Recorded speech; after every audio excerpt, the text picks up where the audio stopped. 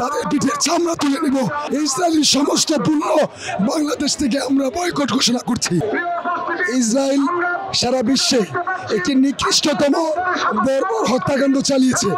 আপনারা দেখেছেন সারা বিশ্ববাসী সোশ্যাল মিডিয়া থেকে শুরু করে বিভিন্ন মিডিয়াতে আপনারা দেখেছেন যে প্যালেস্তাইনে ছোট ছোট শিশু বাচ্চাদের, প্রেগনেন্ট মা বোনদের এবং বৃদ্ধ বয়স্ক বাবার বয়সী বৃদ্ধদেরকে যেভাবে নির্বিচারে যে ইসরায়েলি সেনারা নির্মম, অমানবিক, নাস্তিক্যবাদীরা কোনো ধর্মের লোক এরকম অমানবিক নির্মম হত্যাকাণ্ড চালাতে পারে না।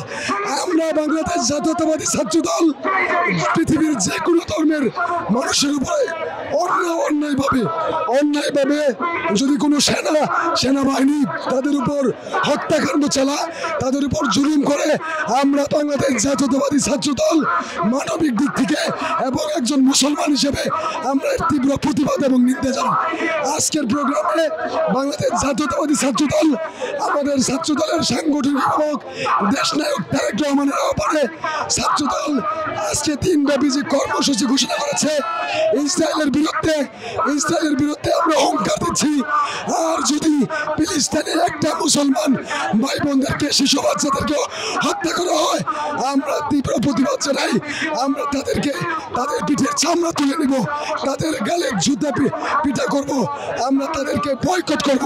ইসরায়েলের সমস্ত পণ্য বাংলাদেশ থেকে আমরা বয়কট ঘোষণা করছি। আজকের কর্মসূচি থেকে বাংলাদেশ জাতীয়তাবাদী ছাত্র দল ইসরায়েলের সকল পণ্য আমরা বয়কট ঘোষণা করছি।